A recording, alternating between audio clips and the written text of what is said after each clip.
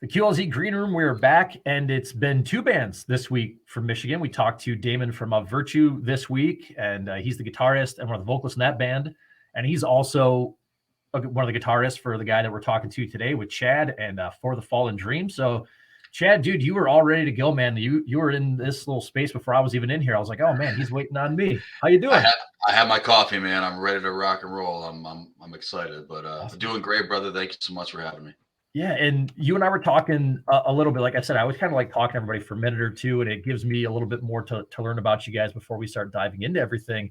So, For the Fallen Dreams has been around for almost 20 years at this point, and I know the last couple records, you guys said, you're underground metalcore veterans, and it's now branching more into also, rock radio and metal radio and everything else. And just, you said the journey's been exciting, but kind of just how has this journey been overall with the last couple of records? And it's like, man, people are learning about us and we've been around for a long time. Yeah, it's crazy. It's a crazy feeling, especially with our self-titled record that just came out. We've ran a few had a few radio campaigns for the singles before this. So going out on this last tour we just did, and we were out for 6 weeks. It was primarily still a heavier metalcore tour, and we were playing a lot of the new songs. So we're seeing a lot of these fans for the first time that like, oh, we just heard about you guys. Like last year, we just heard about you guys from this new record. So it's a crazy feeling, like I said, to be like in our space that we've occupied for so long, to be considered the old guys, to be considered the metalcore vets, and now they're a new band, they're this new up and coming band, and it's like, well, you're kind of right. So yeah. It's cool, man. It's very humbling, and it's been a very fun experience to kind of swim in a new pond, and see a lot of these new fans that are able to jam the new stuff and then go back and say, oh my gosh, you have 6 records before this, and really build that foundation with the new fans as well. And it's cool because I always, with the Artist Spotlight, it's a feature that it's all about newer bands, up and coming bands, and it's like I'm glad you kind of carry that moniker of hey man, we'll take the up and coming, we'll wear that and be proud of it. So I'm glad you have that attitude behind it, because again, I told you it's like, okay, No Heaven, I think when I was between radio gigs, was the first song I'd ever heard from you guys, and I'm like, man, who is this band? This is a good song. I like this. It's big.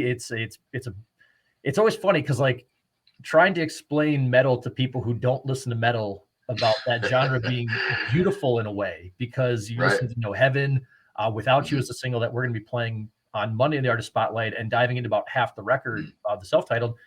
You guys have like these powerful, beautiful, like, and then all of a sudden it just takes a twist and it's anger and it's smacking you right in the face. So before we talk about Without You, is that kind of what you guys wanted to do with this record? Was let's kind of have these big, beautiful sounds, but let's be almost like vicious at the same time. Absolutely. The band at its core, we've always been a very aggressive band, but we've always been very melodic, and that comes from our roots. That comes from the roots of being a band for, almost 2 decades, is embracing our roots and kind of just leveling it all up in ways that are, that make us kind of push ourselves to be better at what we're doing. So this really the heaviness, and that's always been a staple of For the Fallen Dreams, the really aggressive stuff, and the same with the melodic. But as far as like this new space we're swimming in is really trying to capitalize on how much we've grown as artists and how much we have in the tool bag to write these big choruses, like you say, these big, beautiful choruses that have all this emotion, that comes from just the years of experience that we've been doing this, that, we can really be like, well, let's try something new. And it's not going to take us 3-4 records to figure it out. Right. Because we've been at this for a long time.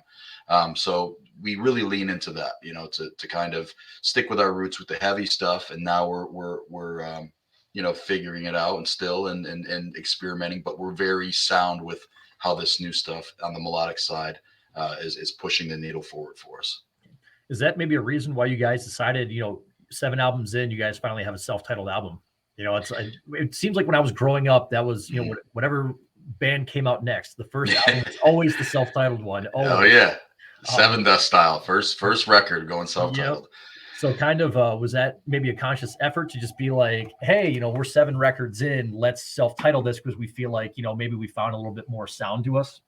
Absolutely. This is, it's a new era. It's a new it's a breath of fresh air for us to be like, this is the trajectory of where we're going. And I personally feel, very comfortable now more than ever as a vocalist and a lyricist and frontman, to be able to just be like, okay, this is what we're doing.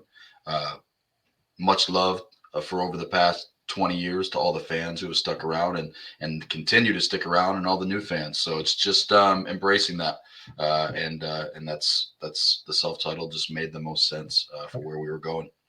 I love it because I was like, again, you don't see many seventh You albums out don't. there from bands being self-titled. It was it You was do not. it was cool to see that. Yeah, yeah. The album just came out in March, and I interviewed the guys in Under Oath last week, and they put out an album in like January of 2022, and they said they were reading reviews like 6 weeks later of everything being past tense and making it sound like this record was super old within 6 weeks. Now you guys are a little over a month. Does the album, does it still feel new to you guys, or is it like, man, we got to move on to the next thing already? Because again, the industry is so much different than what it was 10, 15 years ago. Absolutely. You could do record cycles 10, 15 years ago where you would sit on a record cycle for 2 or 3, 4 years on a record cycle, right? You do 2 or 3 different US tours, you do your world tour, you do your European tour. You could sit on a record cycle for 3 to 4 years. That is not the case. That is not the case anymore. And I think that's, important to always be writing. It's always to have something going on, and that keeps things moving. But it is tough. It does still feel new to us. I know it's only been out for a month, and it's crazy to think that we're already setting up recording dates to start writing. It's a little maddening, but it's For the Fallen Dreams up until now. We kind of did that old school thing. We kind of didn't put out a record for every 3, sometimes 5 years. So this is a change to Yeah. already be writing already, and then that's fine because now we're all inspired by what this record has done for us, Mhm. and kind of paved the path now that we're going to continue to walk. So yeah, it's back on the horse, and get ready to keep writing, putting some new stuff out. How do you make sure that this album gets the love and attention that it deserves? Then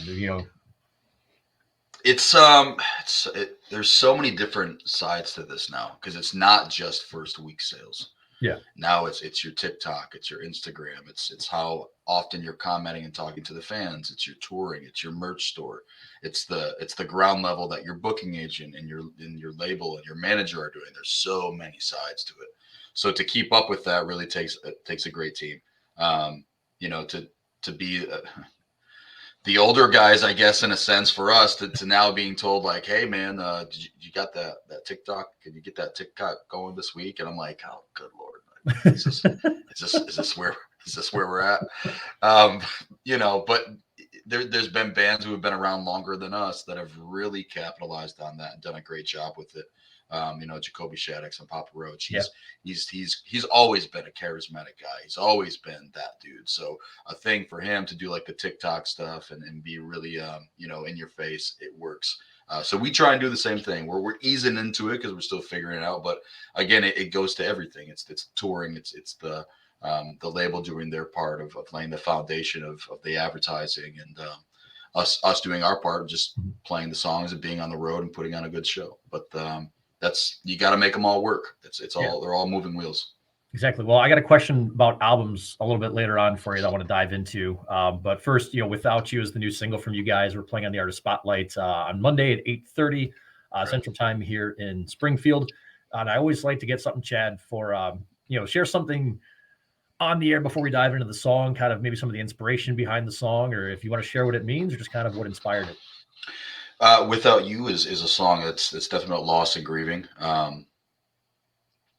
Kind of trying to navigate those waters of those feelings, and the thought of our mortality of ourselves, or our loved ones, or that inevitable feeling that we're all going to have to face that someday was a big sort of or a big part of the inspiration for that song. Recently lost my grandfather, and that was a song, even though I wrote it Mhm. roughly a year ago, and he just passed a couple months ago. It has been, even for me, a song of healing, a song to kind of just sit in and kind of face those emotions head on. So that is a big part this song is it's a healing song, man. It helped me, and it's still helping me get through the grieving process. So that's I guess the core of what Without You is about, and I hope it helps somebody the same way it's still helping me is in being one of my own songs. It's been fun again diving into some of these, some of the inspiration behind it, because talking with different bands around, especially for the Artist Spotlight feature, and some bands are like, man, this is the most personal song we've ever shared. And there's always that kind of that concern or that worry of getting it out there, like, is people going to feel the same way as me? And then you see the reaction to it where people are like, man, this song helped me so much. Have you guys seen that with this song, where it's, hey, this song has really helped me, or kind of made me feel better, or just, again, man, music's such a great escape. It is, and we've had an outpour of people that are like, hey, I just lost my grandmother, I just lost my mom or my dad, and we've had a ton of people sending, messages to me and to the band, is kind of expressing that those same feelings. We haven't yet played it live yet, and okay. I'm really looking forward to playing that song live. Just to listening to music can give you chills, and it's really powerful. Yeah. Seeing those songs live, playing those songs live is a whole nother thing. So I'm really looking forward, just personally, to play that song live, to kind of feel it, and that if I'm feeling it, that transitions into the crowd feeling it. And it's no different than writing, though. The same thing. If you're feeling and you mean every word that you say when you're in the recording process, they're going to believe you. But if you don't believe what you're talking about, the fans aren't going to believe what you're talking about. So to be genuine and always write from the heart is always going to help people in some way, shape, or form. So it is one of the best things about this business. It's one of the best things about being an artist and being a singer, is that I get to share those experiences and help people through whatever it may be. It can be something completely not related to what the song is about. It could just be the instruments that get somebody through their day. So it is a beautiful thing to have that. Yeah, that's why I was like asking the inspiration, because there's a place where you guys come from with it, and again, I could listen to something and be like, man, this is totally, I'm getting something completely different, and that's fine. Mm-hmm. It's completely open to it. So I'd encourage people to take a listen to the song, and also check out the video for No Heaven, because again, their videos, I think, will make you feel something, and will definitely tug at you, and it's really good what you guys put into those videos. But Chad, before I let you go, man, been asking bands about their favorite complete albums of all time. It's a blog post I used to do at my last gig up in Wisconsin, and it was a lot of fun to do. It was called Favorite Fives, and it was diving into your favorite complete album. So those records that from start to finish, you just put them on. You don't let anybody skip any songs. You don't skip any songs yourself. So if anybody tries, you go at them for it. But, yep. You grab the hand. Yep. And be like, nope, you're not doing this. So it doesn't have to be 5. If you want to give 5, great. But man, your favorite complete albums of all time. My favorite complete albums of all time. I got 4 right off the bat. I got awesome. Seven Dust, Animosity, awesome. Mudvayne, LD50, Limp Bizkit, Chocolate Starfish and the Hot Dog Flavored Water, Slipknot, Iowa. And let's see, what's at number 5? What's my number 5 going to be? We'll do Eminem, the Slim Shady LP. All right. I feel like this is all albums from my, years. We're around the same age, brother. Yeah, so my formative years. My parents were like, "What the hell are you listening to?" Like angry bedroom music, man. Yeah, exactly. You're cranking. Don't tell me what to listen to, Mom. Yep, that type of stuff. Yep, still stuck on it, man. I have a few bands who come in and out where the newer stuff I'll dig it, but man, I'm a stickler for my solid 5. So There we go. No, I'm with you. There's still records where if I put them on, I'm like, I don't want anybody touching anything. Just let it play. Let it go. Let it ride. So, Chad, your lead singer for the Fallen Dreams, we've got Without You on the Artist Spotlight Monday, 8:30 Central Time on the Artist Spotlight. And before I let you go, man, again, you guys just put out a record a little over a month ago. You're already writing again. I'm sure you have a lot of shows and tours and everything else coming up. So where can everybody follow you guys on the socials, plug your website, where they can get merch, all that good stuff? Yep, Instagram and Twitter, FTFD Band. You can also visit our website, forthefallendreams.com.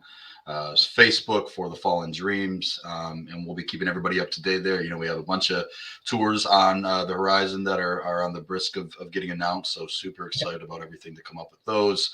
It's going to be a busy year, so just happy to be here, and we can't wait to see you guys out there. Awesome. Chad, dude, I appreciate it so much, man. It was great meeting you. Absolutely, brother. We'll talk soon.